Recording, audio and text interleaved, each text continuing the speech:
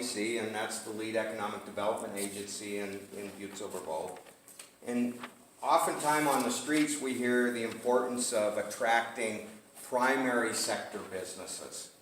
And first of all, I guess, would you share with us your vision of what is a primary sector business? And then secondly, what success have you seen over the course of the last year in that regard? Absolutely, and when we first started talking about this, I started thinking about what is a primary sector business, because there's kind of a variety of definitions of them.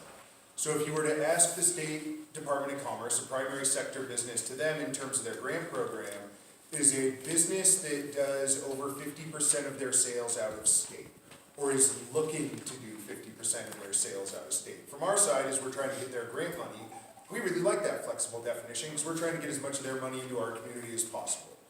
What has traditionally been primary sector business has been your resource extraction companies, so MR, your manufacturing companies like Montana Precision, REC, and we're seeing a transition with more primary sector roles like an FCR, like tech companies.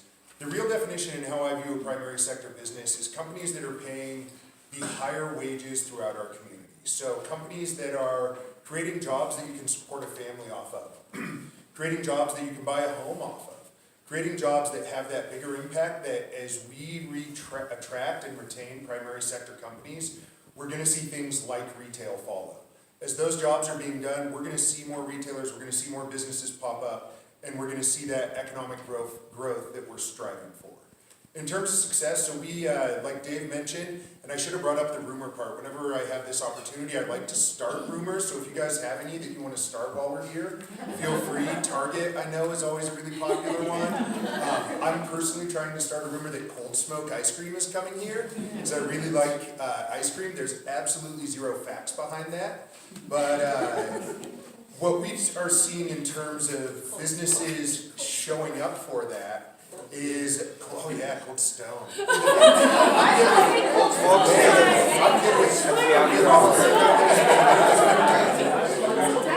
He's already done guessing. No, in terms of what we've seen in retraction and retention, so from the attraction perspective, we get a lot of calls. We get calls from the governor's office, we get calls from Commerce, we get calls from the investments we've made with the Site Selectors Guild. Just in the last month, we responded to 2 very large RFQs for what would be primary sector manufacturing companies that if they came to our community, they would site out at the port, be creating in the neighborhood of 100 jobs. It would be a significant investment in our tax base. I would say throughout the year, we get anywhere from 10 to 20 of those leads that are legitimate leads that we stand a chance at.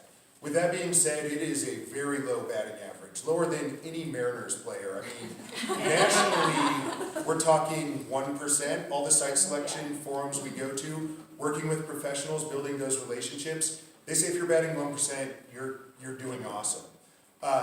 We've been doing that with FCR coming to town, creating what they're talking about is going to be north of 400 jobs. We are seeing that success, and it's from the team you see in front of us, as well as some of the members in our audience from the BLDC, where we are able to respond quickly, professionally, and put together information that's not only accurate, but on a level that we have not done in the past. One of the biggest disadvantages we have in Montana is we are not a state, and Butte is certainly not a community, that can just throw money at these projects. When we go to these national forums, Texas, holy cow, the amount of funds that Texas will throw at a project to incentivize them to come to their state, we will never ever be able to compete with. But what we do have to offer is an incredibly strong and diverse workforce. Our mining legacy has left a group of people in our community that show up to work and bust their tails to get the job done. What we can compete with is our quality of life. There's no other place I know of in Montana where we can walk out of this multi-story building, I could hop in my truck, hook up the drift boat, and be absolutely gone in 30 minutes. That is a huge advantage for selling people to come to town, and we're seeing businesses that value that quality of life coming to our community.